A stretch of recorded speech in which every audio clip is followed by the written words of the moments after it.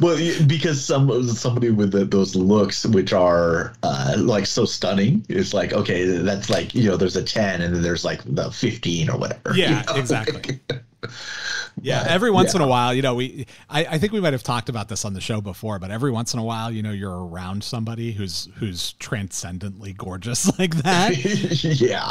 Yep. And you watch them walk through a room and everyone is looking at them. Yeah. And you're just like, wow, that has got to be weird. Yeah. Gotta be weird. So, but yeah, that's what Marissa was dealing with at the time, right? And she's modeling. Yep. She's on the cover of every magazine. Yeah, women want to be this her. Is what we're talking about. Yeah, in real life, exactly. Yeah, and so so it's a rough sort of situation for her, and I think she persevered really well through it. She showed up. She did her job. She was a professional. She did an adequate job at her work, and she didn't ruin anything. Unlike some other people, yes. Seth.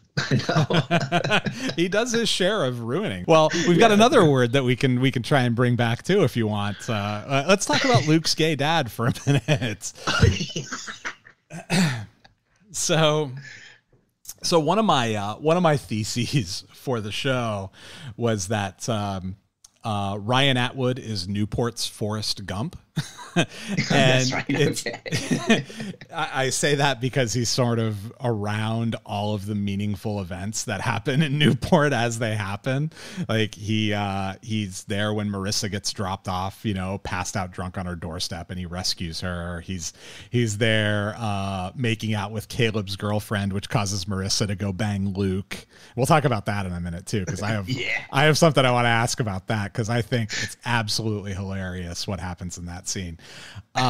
He sees Julie making out with Caleb at her front door before anybody knows that Julie's dating Caleb, so he knows her secret there. He sees her with Luke at the motel when they're banging. He finds Haley working for Mikey Palmisi and gets Milhouse's dad to come rescue her when she's working as a stripper up in L.A.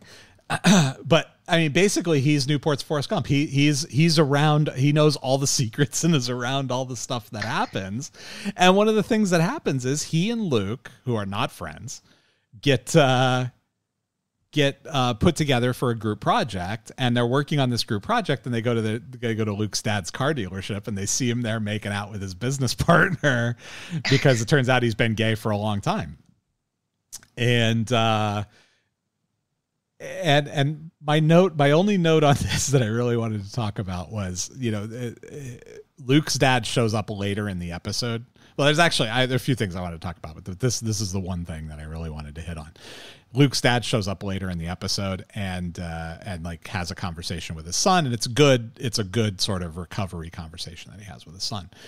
I thought it would have been absolutely hilarious if, after he had been outed, like the next time we see Luke's dad, he shows up in like a belly shirt and short shirts, high on ecstasy, like maybe on roller skates or something. Like, hi. He's wearing like assless chaps or whatever those are. I just would have found that very, very amusing if they had done that. Because this show is not subtle in any way, right? Yeah. In The Sopranos, where was it Vito, who's like in the way you described it, like he gets discovered by one of their associates in the club, and it's like, oh, he's wearing like a motorcycle outfit, like the village people.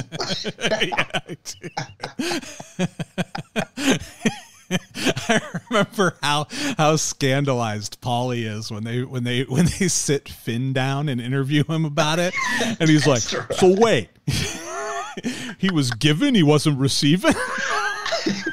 Catching, not pitching. That's right, catching, not pitching. That's right. So funny.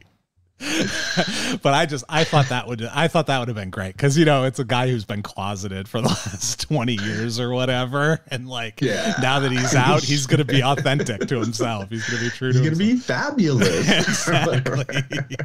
I thought that would have been a really good comedic take, but obviously not for the show. Yeah. Well, what they could have done is they could have like, because it's always like they could have built it up with like him being like, oh, you know, like I hate these, you know, all these gay people or whatever, you know, like just, and then all of a sudden he's the one who's gay, you know, like that, you know, they build up the dad character as that, you know, like, oh, he maybe he's a little bit homophobic or whatever, but then, oh, he discovers it's because he's gay. Yeah. Yeah. Well, and again, it's one of those things that you feel like if they had let those storylines play out over a little bit longer period of time, you would have seen that, right? Because we got to meet Luke's two crew-cutted shithead little brothers too.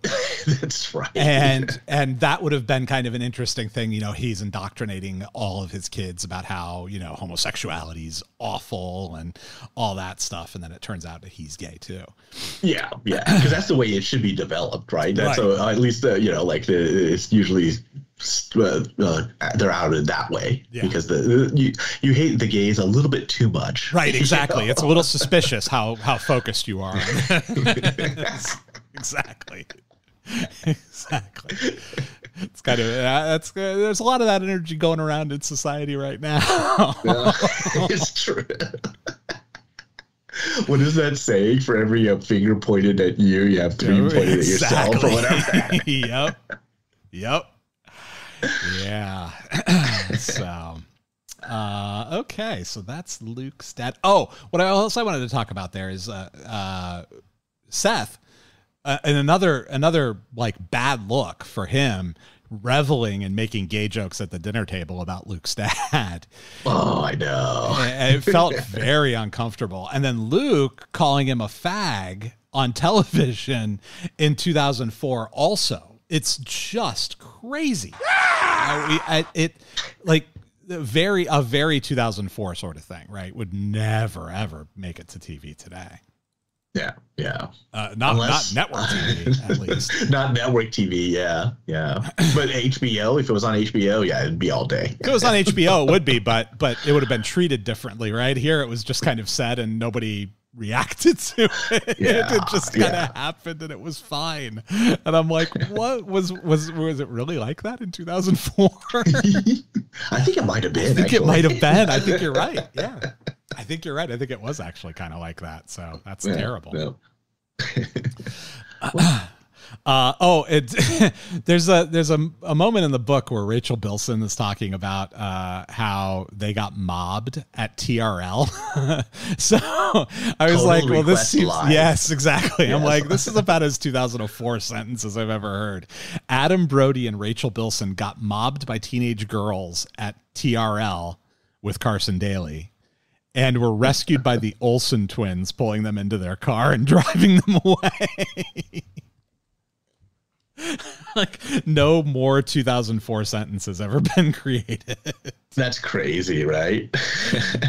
Just, yeah. But the Olsen twins, at that time, they would have been, like, they're still teenagers, right? Probably. They might have been right on the cusp of turning 18. Yeah, okay. I remember how creepy that all was, too. That was like such a thing, right? Like, oh, when do the Olsen twins turn 18? Like, you friggin' creeps. Like, it matters. Yeah. Oh, yeah, that's right. It was that, and what's the name of that one girl, Chloe Moretz? Like that when she turned 18, remember that? Hit Girl, yes. Yeah. They were born in 86, so in 2004, they would have turned 18. So there you go. Yeah. Oh, was it like that with Chloe Moretz too? That might be even. Yeah, might even be worse. Yeah, but she was like really young when I think that she was like 9 when that first movie came out or something. Yeah, like that. That's awful. I thought that performance was fantastic though. Her as a hit girl. Yeah, she's like cussing up like a sailor and stuff. I don't know. Oh, she's absolutely great. She's been great in everything I've seen her do since then. Also, she's good. I can't even think of any movies after that she's been in. Can you know any off the top of your head? Not off the top of my head, no, but she's been in quite a few. Yeah. So, but okay, let's see. What else do we have here? We've got. Let's talk about Luke and Marissa for a minute. So they have been dating for a long time. They met at They met at the Museum of Tolerance, I think. Is that right? Did I have that right? I think so. Like, yeah, then they make out in the back of the bus. They made out in the back of the bus at the museum on the field trip to the Museum of Tolerance, I think, is the story there, which is wild. But so they've been together for a while, and Luke is kind of a scumbag. He is constantly apparently cheating on Marissa. She's a virgin. He is not, because he's sleeping with he's sleeping with everybody, and including girls from Modern Day and UCI UC Irvine. It's the Arizona state of the UC system. Everybody knows that. Well, Modern Day, back in my day, way back when, they were like a basketball. They still might be. Oh, but they were like a basketball powerhouse. Prep school basketball, yeah. Yeah. They still might be, for all I know. But oh man, I remember because in California they had the state championship, and one of the guys, just going back to like when I was in school, one of the guys had one of those high school championship rings. And it was like a Super Bowl ring, man. Oh, yeah. That's how big it was. Like diamonds on it and everything. Yeah. Well, it was just massive. I don't know if the stones were real, because, it's high school. But yeah, you can give a high school kid a $30,000 ring. I could see maybe $5,000, maybe. Yeah. Or I don't know at that time. But I mean, it was I just remember that. And I'm like, and he wasn't even a starter, but if you play on the team, you get the ring. So. That's right. Yep. Yeah, you play on the team, you get the ring. Like the kicker gets a Super Bowl ring just like everybody else does. Yep. Backups, assistant coaches. The equipment guy, yeah. The equipment guy, yeah. So there's this. So Luke and Marissa, they're like they are sort of troubled, their relationship, because Ryan comes to town and Marissa's like immediately tempted by Ryan. They have this instant chemistry, right? Yeah. And Luke is a little upset with her for being interested in Ryan, and so he plays like this silent game with her or whatever. But ultimately what ends up happening is Marissa sees Ryan making out with Caleb's 26-year-old girlfriend, who is trying to seduce Ryan, and Ryan's not super into it, but it's funny.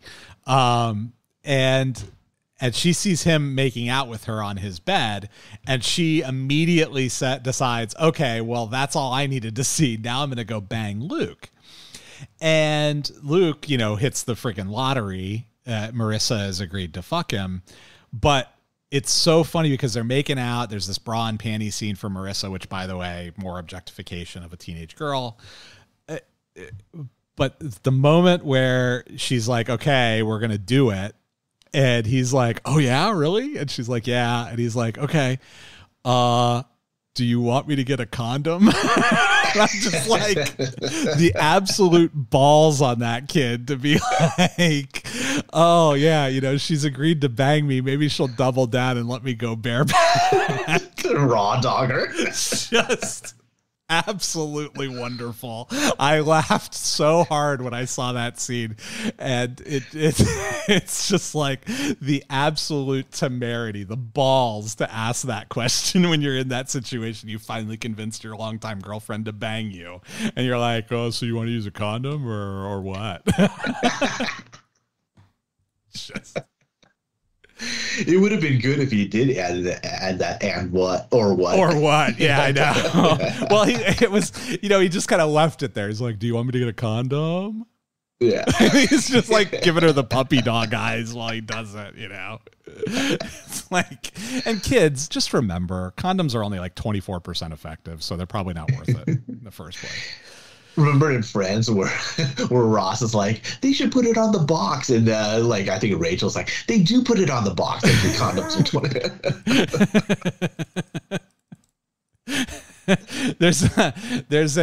there's a Summer Seth moment that reminded me of Friends when they're in Vegas. Again, I don't have this as like a theme. I just had it as like a random note sort of out of nowhere. But they're in Vegas and they get tangled up with the hookers, and Summer shows up in the middle of the trip, and it's basically like she's pissed at Seth, but they've been broken up. And Seth's like, what the fuck? We were on a break, basically. And it just reminded me very, very much of We Were on a Break. Yeah.